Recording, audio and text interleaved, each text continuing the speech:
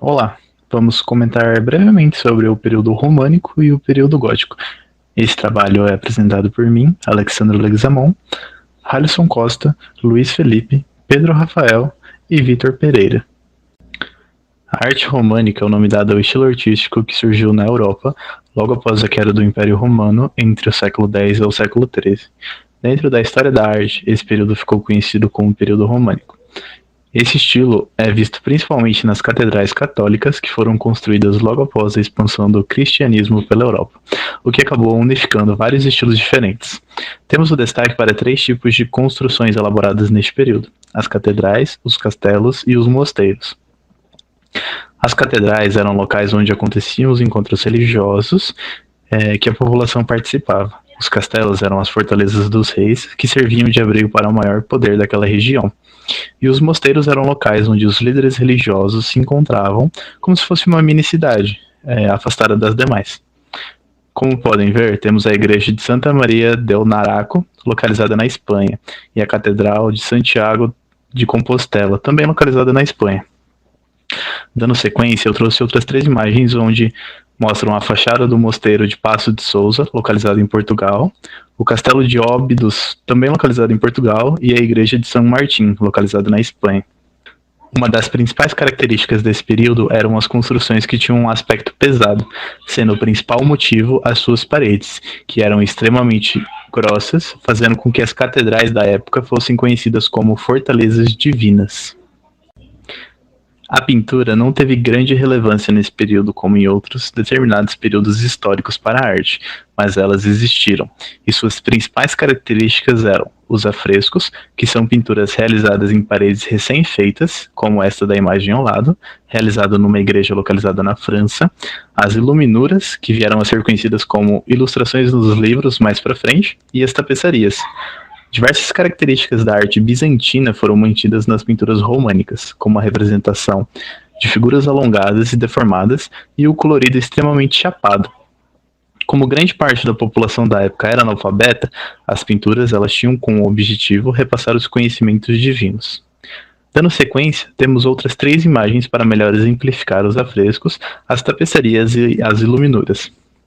Este afresco pertencente a uma igreja localizada na França. Este pedaço de tapeçaria, conhecido como a tapeçaria de Bayeux, e uma iluminura do mestre Hugo. Uma curiosidade sobre esta tapeçaria é que ela possui 69 metros de comprimento, cerca de 50 centímetros de largura e 58 cenas, narrando a história da conquista normanda da Inglaterra em 1066, e representa magnificamente muitas cenas da vida cotidiana nobre do final do século XI, além da derrota anglo-saxã das forças de Harold II, o rei da Inglaterra em 1066 na Batalha de Hastings. Características marcantes. A arquitetura românica, apesar de ter sido criada a fim de construir estruturas que poderiam resistir a ataques inimigos, incêndios e outras adversidades, o seu desenvolvimento se deu em grande parte ligado à religião, em especial à Igreja Católica, definindo suas principais características. Por isso ela é mais encontrada em mosteiros e igrejas, sendo apelidadas de fortalezas de Deus, e estando presente em toda a Europa, a fim de espalhar a influência da Igreja Católica por meio de construções que refletiriam sua força e robustez. Esse tipo de arquitetura é caracterizado por torres quadradas, com a central sendo a mais alta, grandes pilares e arcos altamente detalhados, simetrias de suas formas, portas estreitas e janelas pequenas, e o uso de grandes abóbodas. Por conta de trazer uma combinação de luxo, resistência e funcionalidade, apresenta um interior escuro e pouco arejado. Por fim, talvez a característica mais marcante, que é a sua planta, a qual possui o formato de uma cruz latina, e em menor escala, o formato de uma cruz grega, isso vendo-a de cima. As construções desse período apresentavam em sua maioria paredes grossas, pilares resistentes e fortes colunas, para que fosse possível a sustentação das grandes torres e das abóbadas que tanto apareciam. Por esse motivo, as aberturas como portas de janelas eram estreitas e menores que de outros períodos, pois, caso fossem muito grandes, comprometeriam a estrutura, causando desmoronamento. Uma outra característica comum dos edifícios românicos é a alternação, onde pilares e colunas se alternavam na sustentação do edifício, seja em igrejas ou nas arcadas dos grandes castelos. Os elementos estruturais do edifício dessa época geralmente eram arcos e aberturas, arcadas, contrafortes, cais, colunas, capitéis, abóbadas, cofres e cúpulas. Na imagem ao lado conseguimos ver um exemplo de arcadas e de uma nave abobadada. Explicando brevemente alguns dos elementos, temos os contrafortes, que não eram tão significantes na arquitetura românica quanto na gótica, mas ajudavam na sustentação do edifício. Temos os arcos e as aberturas, que eram semicirculares para portas, janelas, abóbadas e galerias, e caso fosse houver alguma abertura de tamanho maior, essa mesma quase sempre era arqueada. Temos as arcadas, que eram fileiras de arcos apoiadas em pilares ou colunas, e temos também as próprias colunas, que eram de grande importância, pois ajudavam a sustentar muros superiores que eram mais grossos, e por isso elas eram geralmente maiores do que de outros períodos. E temos também o capitel, que era mais simples e apresentava o topo quadrado e o fundo redondo. Nessas imagens vemos a diferença entre contrafortes no período românico e no período gótico, um exemplo de arcada e diferentes tipos de abóbadas e de cúpulas. Com relação ao material, ele era diferente em cada região, variando de acordo com a pedra local e com as tradições de cada lugar. Na Itália e na Polônia, por exemplo, o tijolo era normalmente utilizado, enquanto em outros países da Europa era comum o uso de calcário, sílex, granito e outras pedras. Bom, agora comentando um pouco sobre o período gótico, né? A arte gótica ela teve início na França, logo após o período românico, sofrendo grande influência do período bizantino também. Acabou se espalhando pela Europa toda, sendo considerado o último período da arte cristã medieval. Durante o Renascimento, ela foi duramente criticada por se afastar dos moldes da arte clássica greco-romana. Seu nome ele foi dado pelos renascentistas porque afirmavam ser uma arte mal feita, semelhante à produzida pelos godos, que são povos bárbaros que habitavam aquela região. Ao lado, podemos ver a Torre da Catedral de que está localizada na Alemanha, e também a Catedral de Milão, localizada na Itália. Uma das características marcantes do período gótico é que o principal destaque, assim como no período românico, é a arquitetura também. A pintura ela teve um pouco mais de desenvoltura, mas a arquitetura ainda se sobressai, e outro ponto importantíssimo são as catedrais, que são muito bem elaboradas e muito bem detalhadas. A mais famosa das catedrais góticas é a Catedral de Notre-Dame, que está localizada em Paris, na França. Levando cerca de 200 anos para ficar pronta, foi erguida em 3 estágios e no final atingiu proporções impressionantes, apresentando 127 metros de comprimento, 48 metros de largura e 35 metros de altura. Sua fachada é dividida em 3 níveis horizontais e 3 verticais, o que ressalta ainda mais suas 2 torres, que possuem 69 metros de altura cada. No ponto mais alto, ao sul, está o conhecido Sino Emanuel.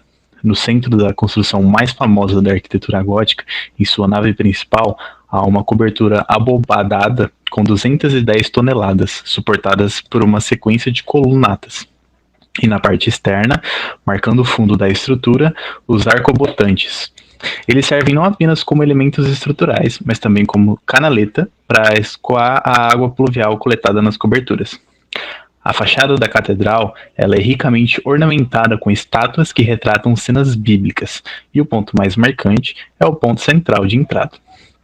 Também se destacam os seus vitrais, sobretudo a roseta na fachada principal e as gárgulas espalhadas pela parede. Uma curiosidade sobre as gárgulas presentes na catedral é que elas eram colocadas nos cruzamentos das calhas e foram optadas pelos animais com características monstruosas para fazer uma alusão ao mal que rondava a população. Em São Paulo, temos a Catedral da Sé, como uma das mais importantes influências do estilo gótico no Brasil, uma vez que na Idade Média não foram erguidas construções aqui, mas sim uma manifestação tardia, sendo conhecida no mundo artístico como o período neogótico. As esculturas e pinturas góticas sofreram grande influência das esculturas bizantinas, sendo finas e alongadas, representavam principalmente o clero e os personagens, que faziam parte das histórias bíblicas.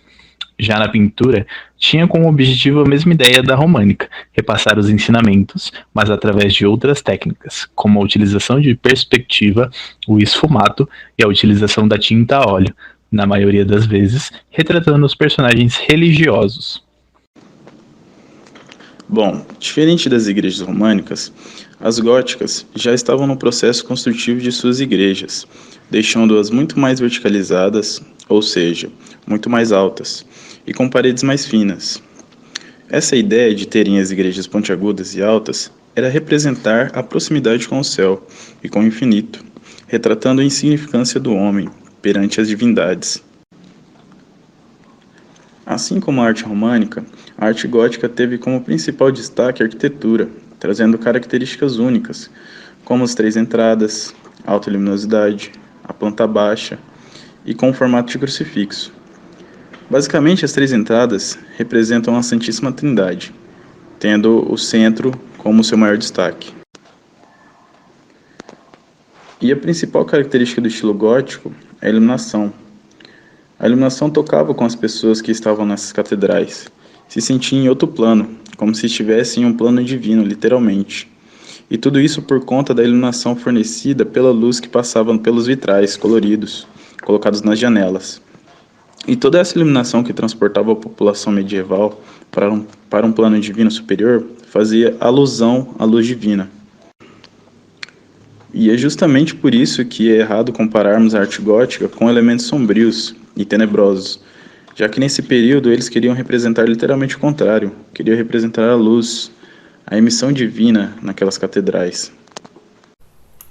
Como a arquitetura gótica foi uma evolução da arquitetura românica, foram desenvolvidos alguns elementos que ajudaram na construção gótica, como os arcos de ogiva e as abóbadas de cruzária, que se tornaram as principais características do estilo arquitetônico.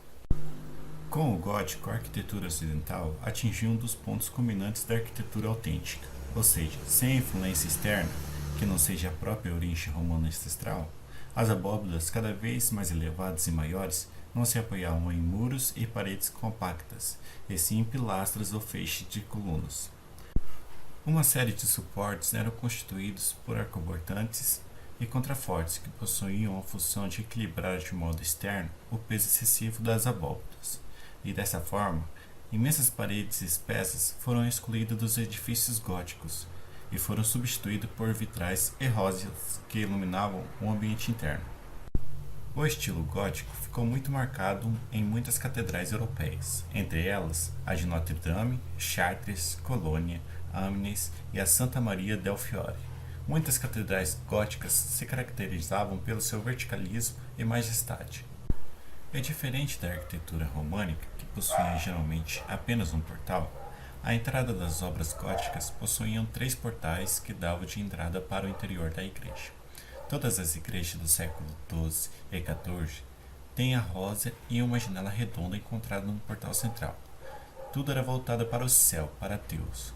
Por exemplo, as torres que possuíam pontas agulhadas e uma enorme altura das catedrais. Os arcos góticos ogivais permitiram a construção das abóbadas de nervuras.